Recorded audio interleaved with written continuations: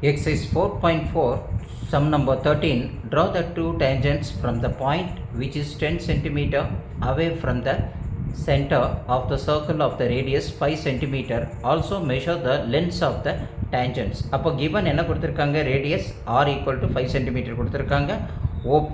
OPன்றது என்னது, சென்டரில் இருந்து அந்த அவே ஃப்ரம் த பாயிண்ட் எவ்வளோ 10 சென்டிமீட்டர். ரஃப் டயக்ராம் இதுமாரி ஒரு சர்க்கிள் ஒன்று போட்டுட்டு இந்த சர்க்கிள் சென்டர்லேருந்து P வந்து 10 சென்டிமீட்டர் காமிச்சிட்டு இந்த ஒரு டேஞ்சண்ட்டு P டேஷ், இங்கே P வரைஞ்சிக்கணும், இங்கே P T போட்டுக்கணும், இங்கே P, இங்கே T டேஷ். அதுதான் நம்மளுடைய ரெக்யர்மெண்ட்டை நம்ம அப்படின்றது மாரி ரஃப் டயக்ராம் ஒன்று வரைஞ்சி நம்ம காமிச்சிட்டு இப்போ நம்ம ஃபேர் டயக்ராம் எப்படி வரைகிறதுன்றதை மட்டும் நம்ம இப்போ பார்க்க போகிறோம்.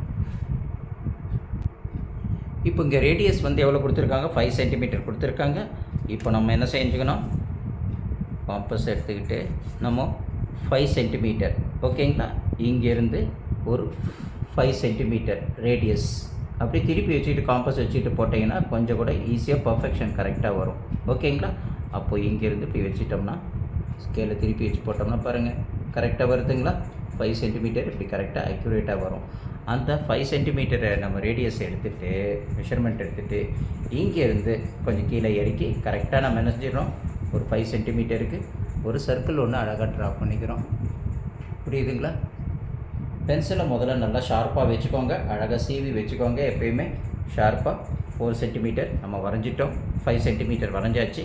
அப்போ சென்டரில் இருக்கிறது தான் நம்ம என்ன ஞாபகம் வச்சுக்கிறோம், ஓன்றதை ஞாபகம் வச்சுக்கிறோம் இல்லைங்களா. இது ஓ. இதிலேருந்து எவ்வளோ சென்டிமீட்டர்னு சொல்கிறாங்க, 10 சென்டிமீட்டர் சொல்கிறாங்க. அப்போது இங்கேருந்து சென்டர்லேருந்து நம்ம எவ்வளோ 10 சென்டிமீட்டர் அவேன்னு சொல்லும்போது இந்த இடத்துலேருந்து இந்த இடம் இல்லைங்களா. இந்த 10 சென்டிமீட்டருக்கு நம்ம என்ன செய்யணும், ஸ்கேல் வச்சு அழகாக ஒரு ஸ்கேல் 10 சென்டிமீட்டர் 0லேருந்து 10 சென்டிமீட்டர் அவே அப்படின்ற மாதிரி இந்த இடத்துல போட்டுடுறோம். அப்போது இது வந்து நம்மளுக்கு எவ்வளவு 0ன்னு ஞாபகம் வச்சுக்கிறோம். ஓ இது வந்து நம்ம என்ன ஞாபகம் ஓ இல்லைங்களா. இது சென்டர் ஓ, இது வந்து நம்மளுக்கு பி அப்படின்ற மாரி நம்ம இங்கே மெஷர்மெண்ட் பண்ணிக்கிறோம். புரியுது இல்லைங்களா. இப்போது இதுக்கு பர்பண்டிகுலர் பைசெக்டார் எடுக்கணும். ஹாஃபுக்கு மேலே இங்கே ஒரு ஆர்க் அடிச்சுக்கலாம் ஓகேங்களா. அது ஹாஃபுக்கு மேலே இங்கே ஒரு ஆர்க் அடிக்கிறோம், இங்கே ஒரு ஆர்க் அடிக்கிறோம். அதுக்கப்புறம் என்ன செய்கிறோம், இந்த இடத்துல வச்சு இங்கே ஒரு ஆர்க் அடிக்கிறோம், அதுக்கப்புறம் இங்கே ஒரு ஆர்க் அடிக்கிறோம். இது ரெண்டும் எங்கே கட் ஆகுதோ அந்த இடத்த தான் நம்ம என்ன செய்கிறோம், பர்பண்டிகுலர் பைசெக்டர் ஸ்ப்ளிட் பண்ணி எடுத்துக்கிறோம். இங்கே ஒரு பாயிண்ட்டு, இங்கே ஒரு பாயிண்ட் இப்படி வச்சுட்டு ஸ்கேலில் அழகாக என்ன செய்கிறோம், ஒரு சென்டரில் பர்பண்டிகுலர் பைசெக்டர் நம்ம பிரித்து எடுக்கிறோம். பாருங்கள் இங்கே மெஷர் பண்ணிக்கிறோம், இந்த இடத்துல இப்படி வச்சுக்கிறோம். ஸ்கேலை கரெக்டாக வச்சுட்டு இங்கேருந்து ஒரு ஸ்ட்ரெயிட் லைன் இப்படி வரைகிறோம்.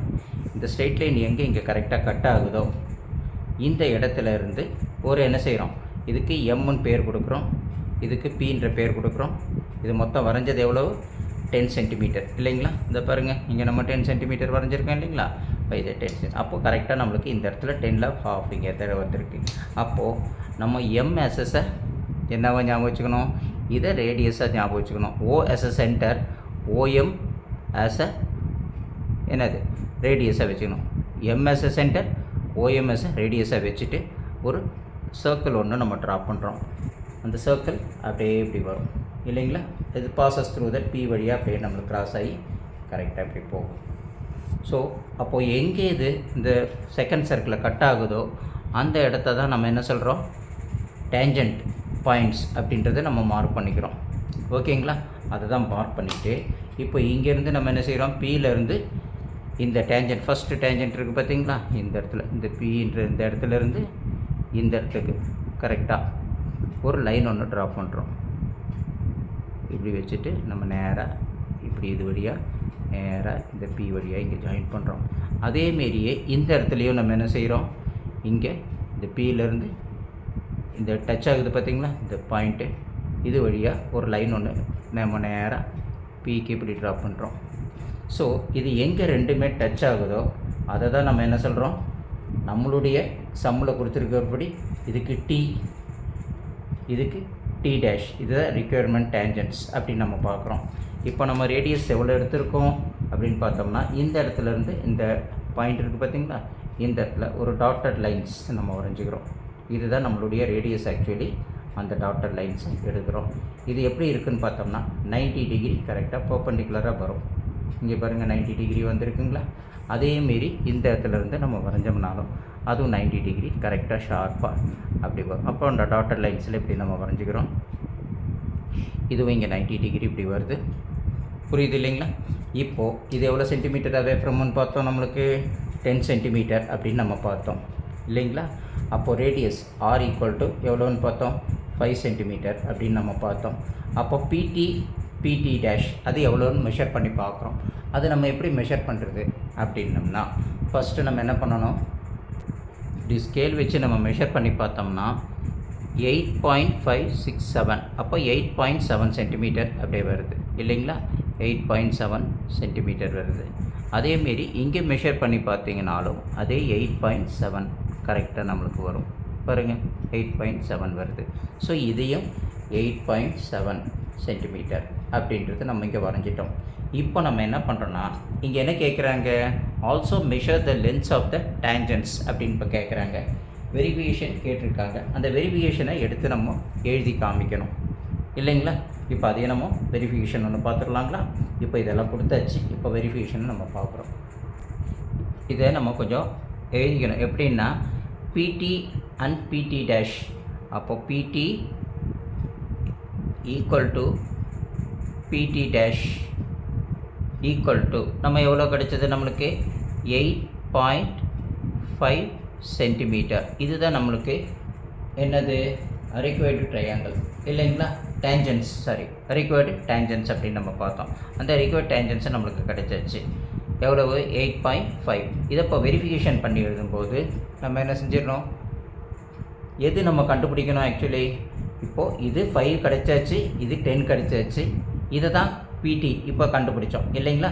அதனால் இதை கண்டுபிடிக்கிறதுக்கு நம்ம என்ன செய்கிறோம், according to the Pythagoras theorem படி PD equal to root of OD square, அப்புறம் இங்கே ஓபி ஸ்கொயர். அப்போ OP square minus OD square is equal to இது கிடைக்கணும் அப்படின்றத நம்மளுடைய கான்செப்ட் இல்லைங்களா. இதை தான் இப்போ நம்ம இங்கே சம்மில் பார்க்கலாம் வெரிஃபிகேஷனில். இப்போ நம்ம இங்கே வெரிஃபிகேஷனை பார்க்குறோம்.